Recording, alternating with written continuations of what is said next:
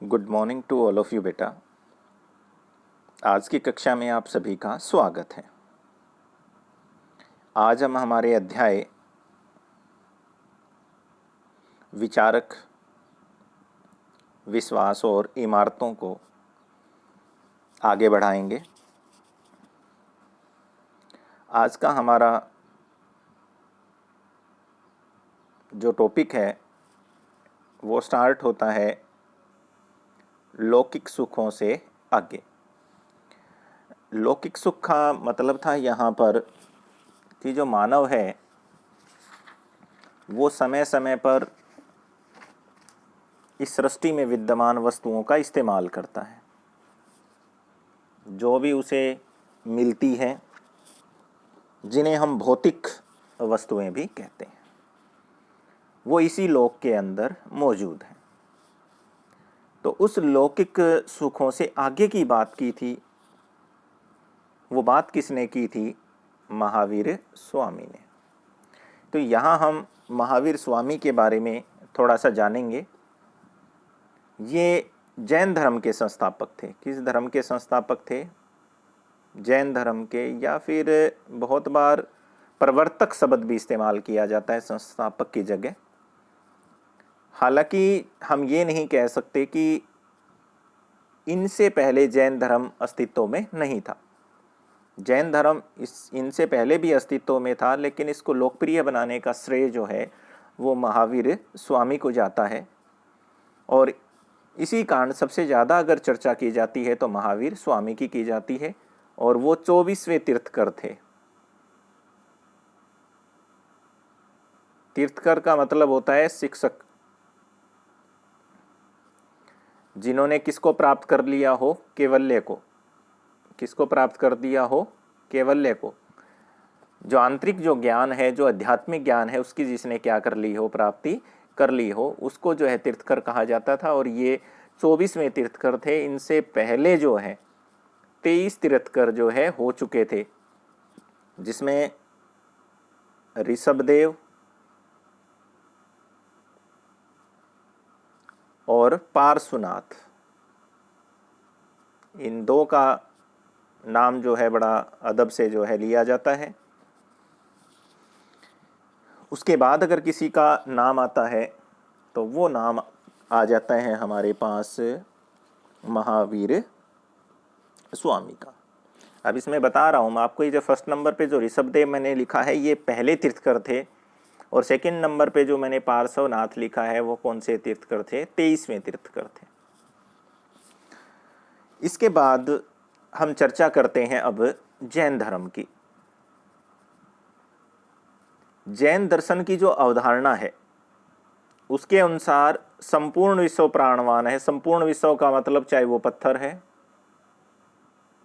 चाहे वो चट्टान है, चाहे वो मानव है, पशु है, पक्षी है, कीड़े मकोड़े, जो भी इस सृष्टि के अंदर जो पदार्थ है, जो तत्व है, उन सभी में इन्होंने किसको माना है? जीवन को माना है। देखिए, खासकर फिर इन्होंने कहा कि जो दूसरा इनका जो पॉइंट्स आता है वो क्या आता है? अहिंसा।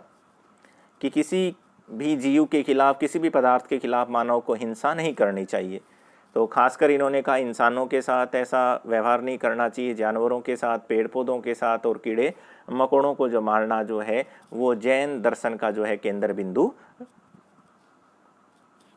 है। तो इन्होंने हिंसा के सिद्धांत को जो है संपूर्ण भारतीय चिंतन की परंपरा को क्या किया है? प्रभावित किया है। तीसरा जो इनका पॉइंट आता है वो है जन्म और पुनर्जन्म का चक्कर। तो उन्होंने कहा है कि मानव का जो जन्म होता है, दोबारा वो जो जन्म लेता है, तो ये कर्म के द्वारा निर्धारित होता है। अगर आप अच्छे कर्म करोगे, बहुत ज़्यादा अच्छे कर्म करोगे, तो इससे मुक्ति पा सकते हो। कर्म चक्कर से मुक्ति के लिए आपको क्या करनी पड़ेगी? त्याग और तपस्या करनी पड़ेगी। और ये त्याग और तपस्या क्या होगी? कठोर। क्या होगी? कठोर। सामान्य जीवन से आप इसको हासिल नहीं कर सकते। इसके लिए इन्होंने जो है विहारों का निर्माण किया था मुक्ति के लिए, जहाँ पर इनके जैन धर्म को मानने वाले अनुयायी रहते थे। और वो 5 व्रतों का पालन करते थे। कितने व्रतों का पालन करते थे? 5 का। और इनको क्या बोला गया था? अणुव्रत। अणुव्रत। ये 5 कौन कौन से थे? फर्स्ट हत्या नहीं करनी, सेकंड चोरी नहीं करनी, थर्ड झूठ नहीं बोलना, फोर्थ ब्रह्मचर्य का पालन करना, और पांचवा था धन का संग्रह नहीं करना। तो ये जो है 5 थे। अब मैं यहाँ थोड़ा सा नॉलेज के लिए आपको बता रहा हूँ बेटा, इन 5 में से जो ये चौथा है ब्रह्मचर्य, ये जो शुरुआती जो धर्म था उसमें नहीं था। जो शुरुआती जो जैन धर्म था उसमें ये शामिल नहीं था। इसको शामिल करने का श्रेय किसको जाता है? महावीर स्वामी को जाता है। किसको जाता है? महावीर स्वामी को जाता है। अब मैं थोड़ा सा आपको यहाँ पर महावीर स्वामी के जन्म के बारे में और बता दूं, क्योंकि हमारी इस पाठ्य पुस्तक के अंदर उसके बारे में बहुत कम जो है लिखा गया है। तो इनका जन्म जो है वो कुंडू ग्राम में हुआ था। कहाँ हुआ था? कुंडू ग्राम में हुआ था। और इनका जन्म माना जाता है 599 ईसा पूर्व। कितने ईसा पूर्व माना जाता है? ये ध्यान रख लेना बेटा, ये बहुत अच्छा क्वेश्चन है। बहुत बार ये प्रश्न आता है कि महावीर स्वामी का जो जन्म स्थान है वो कौन सा है, या महावीर स्वामी का जो है जन्म कब हुआ। और ये जो है वैशाली के समीप है। ये जो कुंडू ग्राम है ये कहाँ पर स्थित है? वैशाली के जो है समीप है। और इनके पिता का जो नाम है, मैं ये थोड़ा सा बता दूं, इनके पिता का नाम जो है वो क्या था? सिद्धार्थ था। इनके पिता का नाम क्या था? सिद्धार्थ था। इसके साथ साथ में इसके पिताजी जो है वो क्या थे? राजा थे। तो ये राजपुत्र थे। क्या थे? ये राजपुत्र थे। और इसका जो विवाह हुआ था वो राजकुमारी से हुआ था। किससे हुआ था? राजकुमारी से हुआ था। और उस राजकुमारी से इसको जो है एक पुत्र की भी क्या हुई थी? प्राप्ति हुई थी। ये थोड़ा सा हमें जो है यहाँ पर नहीं मिलता है, तो इसलिए मैंने आपको थोड़ा सा जो है बताया है। और मैं इसकी पत्नी का नाम भी आपको यहाँ बता देता हूँ, यशोदा। इसकी पत्नी का नाम क्या था? यहाँ पर यशोदा था। ये ध्यान देने की जो है ज़रूरत है। और इनको जो पुत्री की जो प्राप्ति हुई थी उसका भी नाम मैं आपको यहाँ पर बता देता हूँ, प्रियदर्शना। महावीर की जो है एक बेटी थी जिसका नाम क्या था? प्रियदर्शना था। और इन्होंने जो है 30 वर्ष की उम्र में घर का त्याग कर दिया था। इंपॉर्टेंट पर्सन बता रहा हूँ बेटा, सारे इससे जुड़े हुए जो हमारी इस पाठ्य पुस्तक में नहीं है। 30 वर्ष की आयु में इसने क्या कर दिया था? घर त्याग दिया था। घर को क्या कर दिया था? छोड़ दिया था। अपनी पत्नी और बच्ची को छोड़ करके ये जो है कैवल्य की प्राप्ति में क्या हो गए थे? निकल गए थे। और आखिरकार 42 वर्ष की अवस्था में, यानी कि करीबन 12 वर्ष कठोर तपस्या के बाद, कितने वर्ष की कठोर तपस्या की थी? 12 वर्ष की कठोर तपस्या के पास 42 वर्ष की आयु में इन्हें कैवल्य की क्या हो गई थी? प्राप्ति जो है हो गई थी। और उन्होंने इस धर्म को जो है आगे जो है बढ़ाया। अब मैं इसकी मृत्यु भी आपको बता देता हूँ। महावीर स्वामी की जो मृत्यु है वो 527 ईसा पूर्व है, लगभग 72 वर्ष की आयु में। ये पर्सन बड़े इंपॉर्टेंट है। 527 ईसा पूर्व में इसकी मृत्यु हो जाती है। और उस समय जो है महावीर स्वामी की आयु लगभग कितनी थी? 72 वर्ष। और वो स्थान और बता देता हूँ, पावापुरी। वो स्थान जहाँ पर इसकी मृत्यु हुई वो कौन सा था? पावापुरी। तो ये कुछ एक महत्वपूर्ण जो है क्वेश्चन थे जो हमारी इस टेक्स्ट बुक में हमें देखने को नहीं मिलते हैं। उसके बाद हम अपने पाठ को आगे बढ़ाते हैं। यहाँ आ जाता है हमारे पास पॉइंट। नेक्स्ट जो हमारा पॉइंट्स आता है वो आता है जैन धर्म का विस्तार। यानी कि जो जैन धर्म का जो विस्तार है, उस समय की जो सामान्य जो भाषा थी, प्राकृत, संस्कृत और तमिल, इन भाषाओं के अंदर जो है साहित्य का जो है सर्जन किया गया था। और मैं नॉलेज के लिए आपको बता दूं, इनके जो ग्रंथ हैं उनको भगवती सूत्र बोला जाता है। सूत्रों में बांटा गया था, भगवती सूत्र, जिनसे हमें जैन धर्म के बारे में क्या मिलती है? जानकारी मिलती है। और इसकी जो पांडुलिपियां हैं वो इनके जो जैन मंदिर हैं उनके अंदर जो है पुस्तकालयों में संरक्षित है। और जैन धर्म का सबसे बड़ा जो महत्वपूर्ण जो मंदिर है भारत में वो माउंट आबू में है। कहाँ पर है? माउंट आबू। और ये माउंट आबू कहाँ पर है? राजस्थान में है। कहाँ पर? ये माउंट आबू राजस्थान में है। और उन मंदिरों का नाम है दिलवाड़ा के जैन मंदिर। बड़े प्रसिद्ध हैं पूरे विश्व में बेटा, दिलवाड़ा के जैन मंदिर। और बहुत कुछ जो है वहाँ से हमें जैन धर्म के बारे में क्या मिलती है? जानकारियाँ मिलती हैं। दूसरी जो जानकारियाँ हमें मिलती है वो प्राचीन जो मूर्तियाँ हैं जैन तीर्थकरों की, जो उनके जो उपासक थे, जो उनकी उपासना करते थे, चाहे वो ऋषभ देव की है, चाहे वो पार्श्वनाथ की है, चाहे वो महावीर स्वामी की है, वो हमें भारत के भिन्न भिन्न भागों में क्या की जाती है? पाई जाती है। ये पांडुलिपि आपको दिखाई गई है यहाँ पर, आप इसको क्या कर सकते हैं? देख सकते हैं। ये है 14वीं सदी के जैन ग्रंथ की पांडुलिपि। और हम बहुत मुश्किल से जो है इस लिपि को क्या कर पाते हैं? पहचान पाते हैं। नेक्स्ट जो हमारा टॉपिक जो स्टार्ट हो रहा है इसमें, अब हम बात करेंगे यहाँ एक दूसरे विद्वान व्यक्ति की, जिसका नाम था महात्मा बुद्ध। जो महात्मा बुद्ध है हमारे, इन्होंने जो है बौद्ध धर्म का जो है प्रचार और क्या किया था? प्रसार किया था। और सबसे ज़्यादा कहीं भी जो अगर भारत में हम इन धर्मों की अगर बात करते हैं तो वो किसकी बात होती है? बौद्ध धर्म की। हिंदू धर्म के बाद जो है पूरे भारत के अंदर अगर कहीं भी कोई धर्म अगर फैला था तो वो कौन सा था? महात्मा बुद्ध के द्वारा फैलाया गया बौद्ध धर्म। अब मैं आपको थोड़ा सा यहाँ पर महात्मा बुद्ध के बारे में बता रहा हूँ, आप ध्यानपूर्वक जो है उनको क्या करेंगे? देखेंगे। तो सबसे पहले हम इनके जन्म की बात करते हैं। तो इनका जो जन्म हुआ था वो 563 ईसा पूर्व में हुआ था। कब हुआ था? 563 ईसा पूर्व में जो है हुआ था। और इनका जो जन्म स्थान है वो है लुम्बिनी। कौन सा स्थान है? लुम्बिनी। इनका जन्म स्थान कहाँ पर है? लुम्बिनी, जो एट प्रेजेंट में कहाँ पर स्थित है? नेपाल में स्थित है। बहुत बार ये प्रश्न आ जाता है कि लुम्बिनी जो है वो कहाँ पर स्थित है? तो कहाँ पर स्थित है?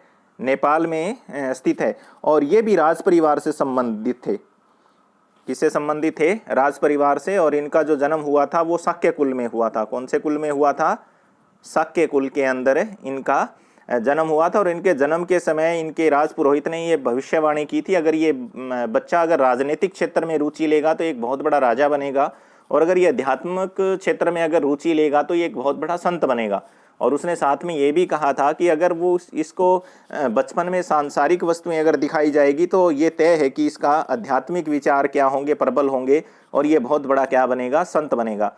और इसी कारण जो है राजा ने जो है इसको बचपन में ही जो है बाहर नहीं जाने दिया था, और सारी इसकी ज़रूरत की चीज़ें महल के अंदर ही, सारी कुछ इसकी शिक्षाएं महल के अंदर ही क्या है? की जाती थी। कहीं ऐसा ना हो कि ये व्यक्ति जो है क्या हो जाए? आध्यात्मिक ज्ञान की तलाश के अंदर जो है धार्मिक गुरु बन जाए। और इसी कारण जो है इसका जो है बहुत छोटी अवस्था में, इसकी उम्र बहुत छोटी थी, तभी इसका जो है यशोधरा नामक जो है कन्या से इसका क्या कर दिया गया? विवाह कर दिया गया। इनकी पत्नी का नाम क्या था? यशोधरा था। जबकि महावीर स्वामी की जो पत्नी है उसका नाम क्या था? यशोदा। उसका नाम क्या था? यशोदा था। तो इससे हमें ये पता चलता है कि इनके जो पिताजी है वो कितने परेशान थे बहुत छोटी उम्र में। और इनकी जो माँ है उसका बचपन में देहांत हो गया था, और इसकी जो मौसी है उसने इसको क्या किया था? पाला पोसा था बहुत छोटी उम्र में ही जो है। और उसका नाम बता देता हूँ मैं आपको यहाँ पर, महामाया। महामाया, रिपीट कर रहा हूँ दोबारा, महामाया जो इसकी मौसी थी उसने इसको क्या किया था? इसका पालन पोषण किया था। शादी के बाद जो है इनको एक पुत्र की प्राप्ति हुई थी, जिसका नाम क्या था? राहुल। जिसका नाम क्या था? राहुल। और ये भी जो है जिस प्रकार इन्होंने महावीर स्वामी ने अपने पत्नी और बच्चे को, पुत्री को छोड़ दिया था, उसी प्रकार इन्होंने भी अपनी पत्नी और अपने पुत्र को क्या कर दिया? त्याग दिया। रात को सोता हुआ जो उसे महल में छोड़कर ही ये जो है चले गए। और बहुत लंबे समय तक इन्होंने क्या किया था? संघर्ष किया, बहुत तप किया, और बहुत मुश्किल से जाकर के इन्हें किसकी प्राप्ति हुई थी? ज्ञान की प्राप्ति हुई थी। और वो ज्ञान की प्राप्ति इनको कहाँ पर हुई थी? गया में। कहाँ पर हुई थी? गया, जो आजकल कहाँ पर स्थित है? बिहार में। और वहाँ पर एक वट वृक्ष था, या पीपल का पेड़ हम कह सकते हैं, उस पेड़ के नीचे इसको ज्ञान की प्राप्ति हुई थी। इस कारण जो है इसके ज्ञान की प्राप्ति का जो संबंध था वो शब्द क्या था? बोधि। क्या था? बोधि। इन्होंने किसकी प्राप्ति कर ली थी? बोधि की प्राप्ति कर ली थी। और महावीर स्वामी ने किसकी प्राप्ति कर ली थी? कैवल्य की प्राप्ति कर ली थी। इसी बोधि से ही जो है बुद्ध का जो है क्या होता है? जन्म होता है। महात्मा बुद्ध नाम जो है इसका यहाँ से क्या हो जाता है? पड़ जाता है, क्योंकि बचपन का जो इनका नाम था वो क्या था? इनका सिद्धार्थ था। तो ये यहाँ पर जो है महात्मा बुद्ध के नाम से जो है जाने गए थे। और उसके बाद उन्होंने जो ज्ञान प्राप्त किया था इसे भारत ही नहीं है, जावा, सुमात्रा, कंबोडिया, अन्य देशों के अंदर भी घूम फिर करके अपने इस धर्म का क्या किया था? प्रचार और प्रसार किया था। ये था महात्मा बुद्ध से संबंधित जो कुछ क्वेश्चन थे। और इसके बाद में इसकी मृत्यु की अगर हम बात करें तो कुशीनगर वो जगह है जहाँ पर इसे जो है मृत्यु की क्या हो गई थी? प्राप्ति। जो महात्मा बुद्ध है इनकी मृत्यु जो है वो कहाँ पर हुई थी? कुशीनगर में हुई थी।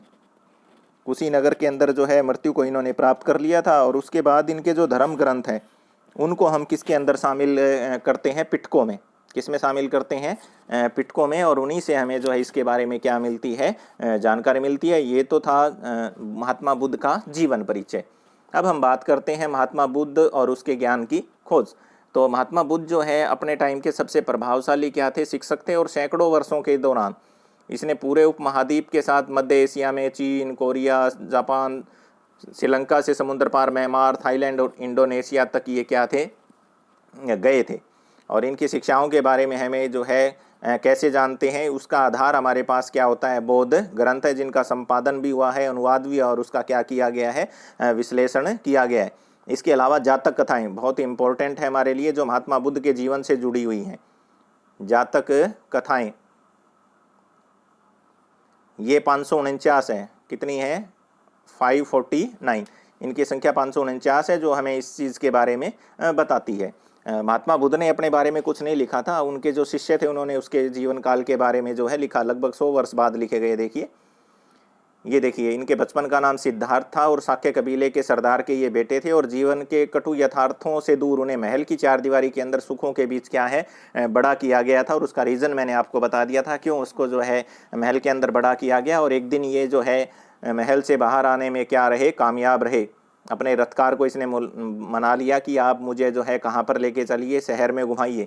और ये इसकी सबसे पीड़ादायक यात्रा थी। और ये प्रश्न आ जाता है कई बार, वो कौन सी घटनाएं थी जिसने महात्मा बुद्ध के जीवन के हृदय को जो है परिवर्तित कर दिया? तो पहली घटना थी एक वृद्ध व्यक्ति को देखना, दूसरी थी घटना एक बीमार व्यक्ति को देखना, और तीसरी थी एक व्यक्ति की लाश को देखना। जब उन्होंने ये 3 प्रकार के व्यक्तियों को अलग अलग दशाओं में देखा तो इनके मन में जो है मानव के शरीर का अक्षय और अंत होना क्या है? निश्चित है। ये उनको पता लग गया कि एक दिन जो है मानव का ये शरीर जो है वो क्या हो जाएगा? कमज़ोर हो जाएगा, बीमारी से ग्रस्त हो जाएगा, और लाश में क्या हो जाएगा? परिवर्तित हो जाएगा। उसके बाद जो है उन्होंने गृह त्याग की एक सन्यासी को भी देखा। बुढ़ापे, बीमारी और मृत्यु की उसे कोई भी परेशानी नहीं थी। वो शांति से अपना जीवन क्या कर रहा था? जी रहा था। और यहीं से सिद्धार्थ ने निश्चय कर लिया कि वो भी संन्यास का रास्ता क्या करेंगे? अपनाएंगे। और महल त्याग कर वे सत्य की खोज में क्या हो गए? निकल गए। ये मैंने आपको बताया था कि यशोधरा और बेटे राहुल को जो है छोड़ करके अपने जो है घोड़ा, इसका बड़ा प्रिय था, उसे अपने साथ ले गए थे। इसलिए इसके गृह त्याग का जो प्रतीक है वो क्या है? घोड़ा है। इसके गृह त्याग का जो प्रतीक है वो क्या है? घोड़ा है। ये कुछ एक प्रतीक जुड़े हुए मैं लिख रहा हूँ यहाँ पर।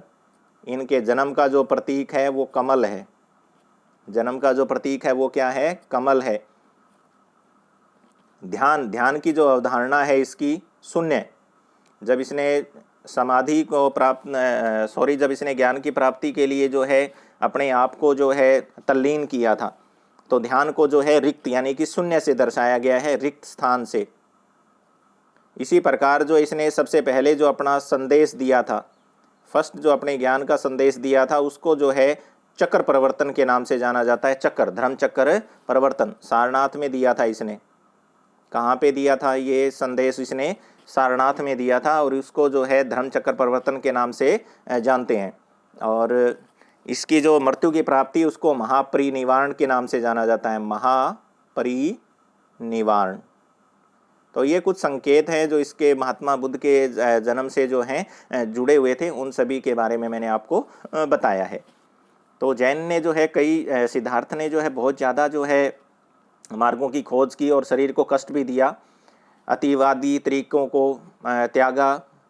इसके बाद कई दिन तक ध्यान के बाद जो उसे अंततः किसकी प्राप्ति हो गई, ज्ञान की प्राप्ति, और उन्हें क्या कहा गया, ज्ञानी व्यक्ति यानी कि बुद्ध कहा गया। ये मैं आपको जो है बता चुका हूँ कि महात्मा बुद्ध का नाम जो है महात्मा बुद्ध क्यों पड़ा। अब जैसे जैन धर्म की शिक्षाएं थी वैसे ही महात्मा बुद्ध की शिक्षाएं हैं, लगभग एक दूसरे से जो हैं जुड़ी हुई हैं। पिटकों में लिखी गई है, ये किस में लिखी गई है, पिटकों में। और पिटक का अर्थ क्या होता है, टोकरी, यानी कि ज्ञान की टोकरी। और ये जो है 3 प्रकार के हैं। पहला तो कौन सा है, सुत्त पिटक। इसमें तो क्या है कि महात्मा बुद्ध की जो शिक्षाएं हैं वो हैं। कई बार ये आ जाता है सुत्त पिटक के अंदर क्या है, तो बुद्ध की जो शिक्षाएं हैं वो किस में है, सुत्त पिटक में है। कहानियों के आधार पर इसको पुनर्निर्मित किया है दूसरे लोगों से सुन करके, और इन कहानियों में अलौकिक शक्तियों का वर्णन है। दूसरी कथाएं दिखाती कि अलौकिक शक्तियों के बजाय बुद्ध ने लोगों को विवेक और तर्क के आधार पर समझने का क्या किया है, प्रयत्न किया है। उदाहरण के लिए एक मरे हुए बेटे की जो माँ है वो बुद्ध के पास आई, उसने कहा कि वो उसके बच्चे को क्या कर दे, जीवित कर दे। तो उसने उस महिला को समझाया कि मृत्यु जो है वो अवश्यंभव भावी है, ये तो जरूर आएगी एक दिन। तो ये कथाएं आम जनता की भाषा में क्या की गई थी, रची गई थी, ताकि इन्हें आसानी से क्या किया जाए, समझा जा सके। जो बौद्ध का जो दर्शन है, बौद्ध का जो क्या है, जो दर्शन है, उसने कहा था कि ये जो संसार है अनित्य है, ये लगातार क्या होगा, बदलेगा, ये आत्मा विहीन है, क्योंकि यहाँ कोई भी चीज़ क्या नहीं है, स्थायी नहीं है। इस क्षण भंगुर की जो दुनिया है, इसमें दुख जो है मनुष्य के जीवन में क्या है, एक अंतर्निहित तत्व है। और इन दुखों का कारण उसने किसको बताया था, तृष्णा को, कि मानव के बीच में जो क्या है, तृष्णा है। अगर इस तृष्णा को अगर मानव त्याग दे या उसके द्वारा बताए गए मध्य मार्ग को अगर अपना ले, तो वो दुखों से क्या पा सकता है, मुक्ति पा सकता है।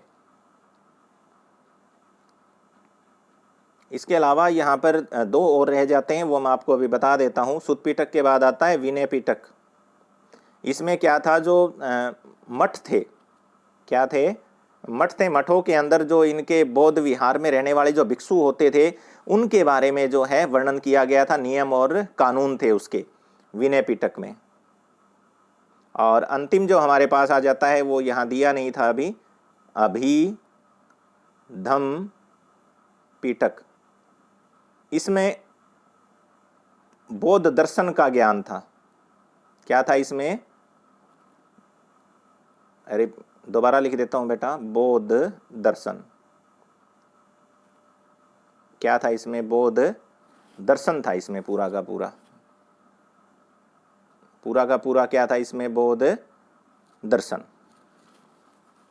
तो ये 3 हो गए हमारे पास, सुत्त पिटक, विनय पिटक और अभिधम्म पिटक। और तीनों के विषय मैंने बता दिए। सुत्त पिटक के अंदर किसका वर्णन था, महात्मा बुद्ध की शिक्षाओं का।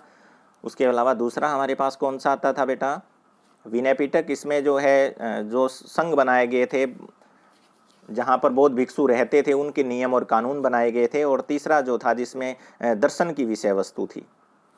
अब यहाँ बुद्ध ने जो है समाज के लिए जो है, उन्होंने बताया कि राजाओं और गृहपतियों को क्या होना चाहिए, दयावान और आचारवान होना चाहिए। उसने ये भी माना कि व्यक्तिगत प्रयास से सामाजिक परिवेश को क्या किया जा सकता है, बदला जा सकता है। मानव जो है जन्म मृत्यु के चक्कर से जो है मुक्त हो सकता है। आत्मज्ञान और निवारण के लिए व्यक्ति केंद्रित हस्तक्षेप और संयम कर्म की क्या थी, कल्पना की। उसे बहुत अच्छा क्या करना चाहिए, कर्म करना चाहिए। अष्ट मार्ग बोला गया था इनको। कितने नियम बताए थे उसने, 8 अष्ट मार्ग। और एक चीज़ और बता देता हूँ मैं आपको, वहाँ जैन धर्म वाले में रह गई थी त्रिरत्न। 3 रत्न किसके थे, जैन धर्म के थे। तो यहाँ इसको कहा गया है कि ये देखिए, अहम इच्छा का खत्म हो जाना, जिससे गृह त्याग करने वाले दुख के चक्कर से क्या हो जाते हैं, अंत पा सकते हैं। उसके बाद नेक्स्ट जो पॉइंट हमारे पास आ जाता है, वो महात्मा बुद्ध के धीरे धीरे जो है लोग शिष्य बन गए। तो बुद्ध के अनुयायी और उनका एक दल क्या हो गया था, तैयार। और इसी दल से उन्होंने किसकी स्थापना की थी, संघ की स्थापना की थी। और संघ जो है भिक्षुओं की एक संस्था थी। और जो व्यक्ति धम्म के शिक्षक बन गए, संघ के शिक्षक बन गए थे, वो शरमण यानी कि घूमते फिरते रहते थे और सादा जीवन बिताते थे। उनके पास जीवन यापन के लिए आवश्यक चीज़ों के अलावा कुछ नहीं था, पहनने के लिए कपड़ा और भिक्षा मांगने के लिए एक पात्र। तो जैसे कि दिन में एक बार उपासक भोजन दान पाने के लिए क्या रखते थे अपने पास, एक कटोरा। और उनका जीवन हमेशा किस पर निर्भर करता था, दान पर। इसलिए उनको भिक्षु कहा जाता था। भिक्षा मांग करके अपना क्या करना, जीवन यापन करना। लेकिन शुरू के अंदर इस संघ में केवल पुरुष शामिल होते थे, लेकिन महात्मा बुद्ध के एक बहुत ही प्रिय शिष्य थे आनंद, उसके कहने पर महिलाओं को जो है संघ में क्या किया गया था, प्रवेश दिया गया था। और महात्मा बुद्ध की जो उपमाता यानी कि जो मौसी थी, इनकी मम्मी की मृत्यु के बाद इनको पालने वाली महाप्रजापति गौतमी, वो संघ के अंदर आने वाली पहली महिला थी। और जो महिला संघ में आई वो थम की क्या बन गई, उपदेशिकाएं। उसने इस थम का प्रचार और प्रसार किया और इनको आगे चलकर थेरी माना गया। इन महिलाओं को क्या कहा गया था, थेरी। यानी ये कौन सी महिलाएं थी जिन्होंने किसको प्राप्त कर लिया हो, निवारण को क्या कर लिया हो, प्राप्त कर लिया हो। एक चीज़ और यहाँ है हमारे सामने कि जो ये बौद्ध संघ था इसमें कोई भी व्यक्ति शामिल हो सकता था, राजा, धनवान, गृहपति, सामान्य कर्मकार, दास, शिल्पी, सभी वर्गों के लोगों के लिए धर्म के मार्ग क्या थे, खुले थे। और एक बार कोई भी व्यक्ति अगर संघ में आ जाता, चाहे वो राजा हो चाहे गरीब हो, दोनों को क्या माना जाता था, बराबर माना जाता था। अपनी पुरानी पहचान को त्याग कर उन्हें जो है क्या बनना पड़ता था, भिक्षु या भिक्षुनी। महिला होती थी तो भिक्षुनी बन जाती थी और पुरुष होता था तो भिक्षु। ये पुरानी पहचान को उन्हें क्या कर देना पड़ता था, त्याग करना पड़ता था। इसके अलावा एक प्रश्न बड़ा इंपॉर्टेंट यहाँ आ रहा है, ये देखिए, संघ को कैसे चलाया जाता था, ये प्रश्न आ जाता है कई बार 2 नंबर में। तो जो बौद्ध जो संघ होता था उसकी संचालन की पद्धति किस पे आधारित थी, गणों और संघों की परंपरा पर। इसके तहत बातचीत के माध्यम से एकमत होने की कोशिश करते थे और अगर संभव नहीं होता तो क्या किया जाता था, मतदान द्वारा निर्णय लिया जाता था। ये इस प्रश्न का क्या है, आंसर है।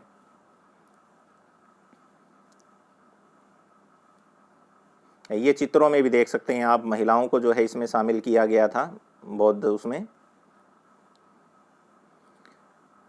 इसकी मृत्यु के बाद जो है बौद्ध धर्म जो है तेजी से क्या हुआ था, फैला था। इसका कारण था कि लोग समकालीन धार्मिक प्रथाओं से क्या थे, असंतुष्ट थे। क्योंकि जो रीजन बता देता हूँ, हिंदू धर्म का पतन हो गया था। हिंदू धर्म का क्या होना, पतन होना, ये सबसे बड़ा कारण था बौद्ध धर्म की लोकप्रियता का। दूसरा और बता देता हूँ यहाँ पर, सेकंड पॉइंट, महंगे यज्ञ थे। यज्ञ क्या हो गए थे, महंगे। एक आम आदमी यज्ञ के द्वारा अपने धार्मिक उद्देश्य की क्या नहीं कर सकता था, पूर्ति नहीं कर सकता था। तीसरा बता देता हूँ, भाई आडंबर आ गए थे, पूजा करना, पाठ करना, यज्ञ बहुत महंगे जो हो गए थे, तो उससे संबंधित था, आडंबर बहुत हो गए थे इसमें। तो इसलिए जो है सामाजिक जो है बदलाव आ रहे थे, लोगों में उलझने थी उनकी। तो बौद्ध धर्म के अंदर जो जन्म आधार पर श्रेष्ठता की बजाय उन्होंने कहा था जिस व्यक्ति के आचरण अच्छे हैं, जिसका मूल्य अच्छा है और जिसका कर्म अच्छा है, वही व्यक्ति जो है समाज के अंदर जो है उच्च स्थान का क्या है, अधिकारी है। इस कारण महिलाएं और पुरुष इस धर्म की तरफ क्या हो गए, आकर्षित। और खुद से छोटे और कमजोर लोगों की तरफ मित्रता और करुणा के भाव को महत्व देने के जो है काफी आदर्श ऐसे थे जिससे लोग जो है इस धर्म की तरफ क्या हो गए, आकर्षित हो गए। उसके बाद हमारे पास नेक्स्ट जो टॉपिक आ जाता है वो आ जाता है स्तूप। और जब ये पाठ शुरू हुआ था तभी मैंने आपको बताया था कि जिस प्रकार हिंदू धर्म में मंदिर का, मुस्लिम धर्म के अंदर मस्जिदों का, ईसाई धर्म के अंदर गिरजाघर का और यहूदी धर्म के अंदर सिनेगोग का जो स्थान है, उसी प्रकार जो है बौद्ध धर्म के अंदर किसका स्थान है, स्तूपों का स्थान है। ये वहाँ पर बनाए जाते थे, मैंने आपको पहले भी बताया था, जहाँ पर जो लोग जो है एक खास वनस्पति होती थी, अनूठी चट्टानें होती थी, विस्मयकारी सौंदर्य होता था, उन स्थानों पर इनको क्या किया जाता था, बनाया जाता था। यहाँ पर एक वेदी बनी होती थी जिसे कभी कभी क्या कहा जाता था, चैत्य। चैत्य का अर्थ होता है मंदिर। और बौद्ध साहित्य में कई चैत्यों का क्या है, वर्णन है। वो स्थान जहाँ वो जन्मे थे, लुम्बिनी, ये देखिए मैंने आपको थोड़ी देर पहले ही बताया था। और दूसरा वो स्थान कौन सा था जहाँ पर उसने किसको प्राप्त किया था, ज्ञान को प्राप्त किया था, बोध गया, जहाँ उसने प्रथम उपदेश दिया था, सारनाथ, जहाँ उसने निब्बान प्राप्त किया था, कुशीनगर। तो ये धीरे धीरे उससे जुड़े हुए सारे के सारे जो स्थल है वो क्या बन गए थे, पवित्र। ये देखिए बुद्ध के 200 वर्षों बाद अशोक ने जो है लुम्बिनी की यात्रा में क्या बनवाया था, स्तंभ बनवाया था। उसके बाद नेक्स्ट हमारा जो पॉइंट स्टार्ट होता है, स्तूप क्यों बनाए जाते हैं, इसके बारे में हम हमारी आगे की कक्षा में जो है पढ़ेंगे। थैंक यू बेटा।